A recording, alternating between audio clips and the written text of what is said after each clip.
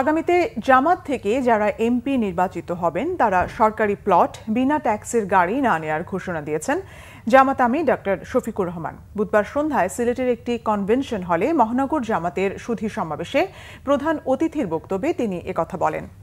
জামাত আমির বলেন, আওয়ামী লীগের নেতারা বলতেন ক্ষমতাচ্যুত হলে ৫ লাখ মানুষ খুন হবে, অথচ তারা পালিয়ে যাওয়ার পর দেশে সরকার না থাকা অবস্থায়ও কোনো খুন হয়নি। মহানগর জামাতের আমির ফখরুল ইসলামের সভাপতিত্বে জামাতের সহকারী সেক্রেটারি এহসানুল মাহবুব জুবায়ের সহ সিলেটের বিভিন্ন আসনে জামাতের প্রার্থীরা অংশ নেন।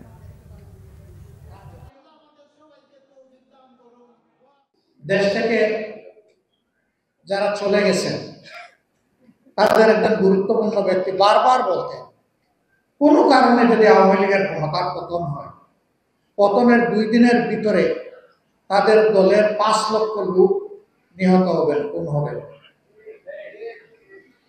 তাদের জন্য এটাই ধারণা করা সঠিক 2টি কারণে। একটা হলো তাদের অপরাধ ছিল সীমাহীন, আকাশচুম্বী। দ্বিতীয়টা ছিল তাদের মেজাজ এবং নেচারটা ওই ধরনের।